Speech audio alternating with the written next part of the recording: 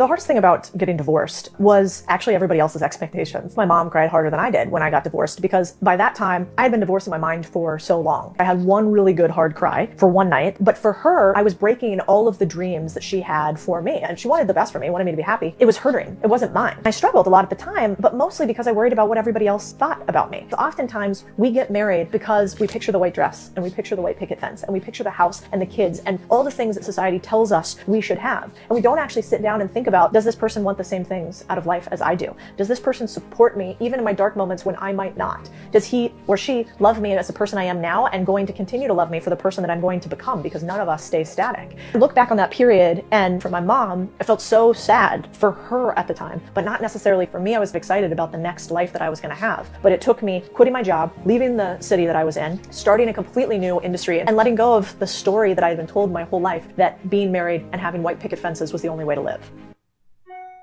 Yo, listen, guys, that white picket fence, that happily ever after stuff, like a lot of women are basically, you know, moving away from that. You know what I'm saying? It's about being the independent mindset, becoming more like men, you know, more like bachelors out here.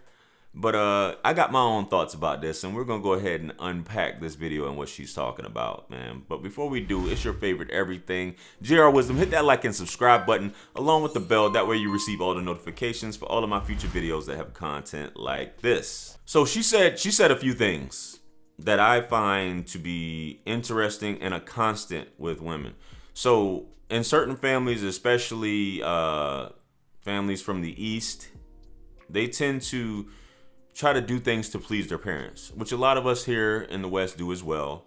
But it's about pleasing your parents first and wanting to jump into marriage because you feel it's the right thing to do, even though you guys don't have anything in common. And for women, a lot of times it is about the white dress. It's about the show. It's about the pageantry. It's about the status of being married or being being married, not so much being a wife, because a lot of women aren't taught to be a wife. They aren't wives before, which, you know, that's how it's supposed to be. You should be a wife before you even get married. And a lot of women disagree with that, and they'll get into I'm not about to do wifely duties and all this stuff until I get married, like as if there's a magic switch that you hit that's going to make you wifey. You know what I'm saying? It doesn't work like that.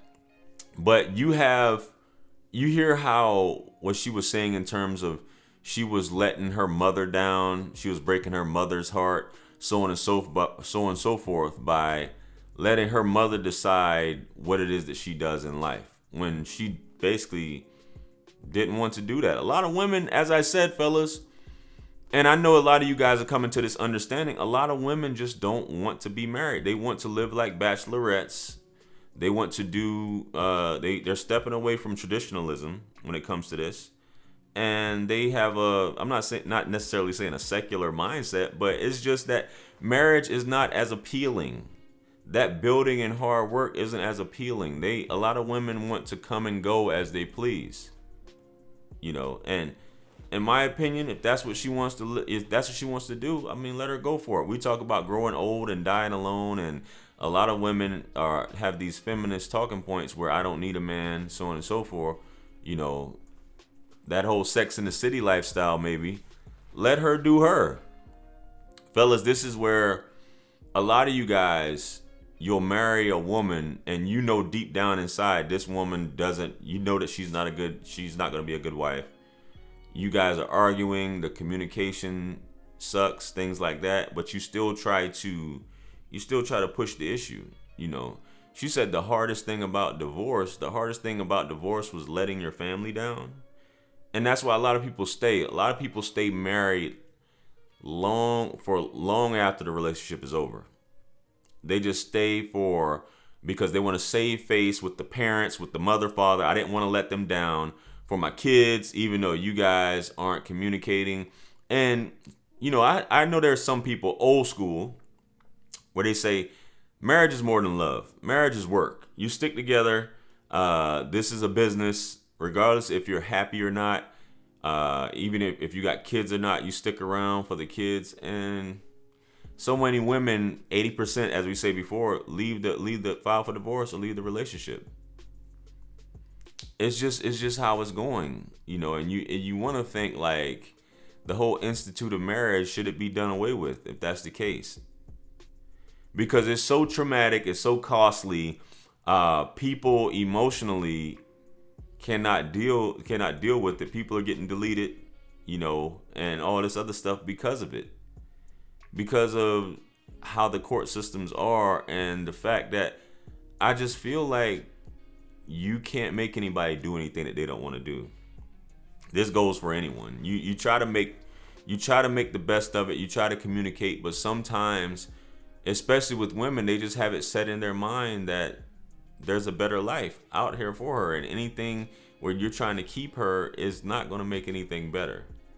We try to work on things, and we try to say like, hey, let's work through this, let's communicate. And it does work for some people, but once a woman gets that feeling inside, once she's mentally checked out, as she said earlier in the video, you can't reverse that. Fellas, trust me, I know you cannot reverse the feeling of making a woman. You can't make a woman love you again.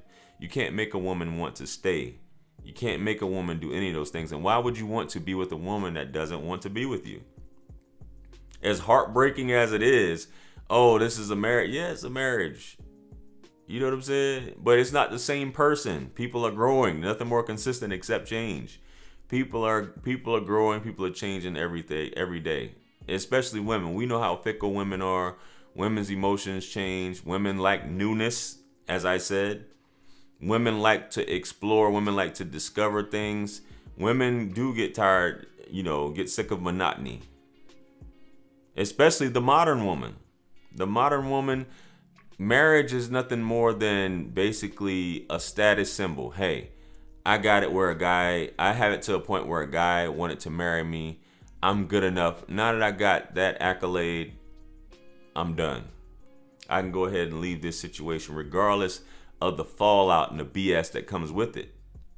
And I know this is hard for a lot of you guys to be hearing right now. The fact that I could talk so carefree, or women can be so callous, or I could talk so callous about it. But when you come to that understanding, marriage isn't forever, bro. Regardless of the vows that are taken, it's not forever. The ways of a woman are different. How she feels are different. And it's unfortunate. You just got to roll with the punches sometimes. You can be thinking everything's good, and all along she's plotting her exit. And somehow it's always going to be your fault. Or, my parents wanted me to do it. Regardless of, and women are great actors. The best actors get the best parts, right? Isn't that what we say?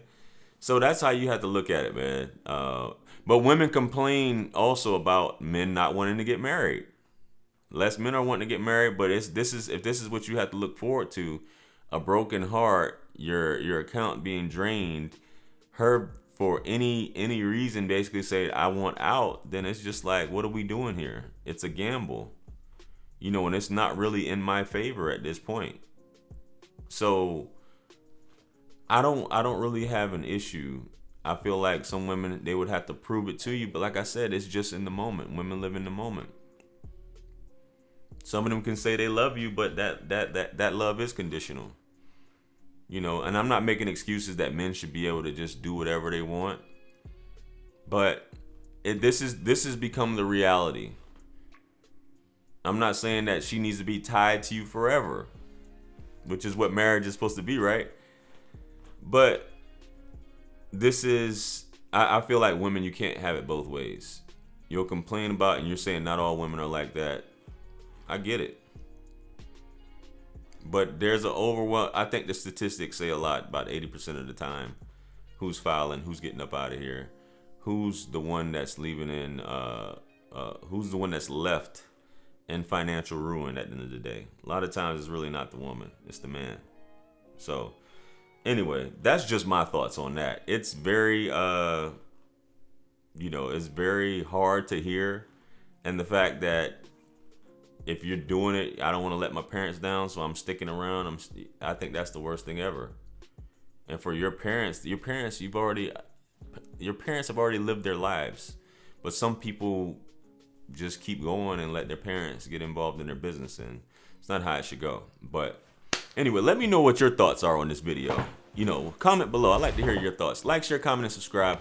Hit me up on Linktree to book a one-on-one with yours truly. Make sure you guys purchase all my books and merch. I appreciate you. We got the Passport Gang shirts out. Make sure you guys pick one up.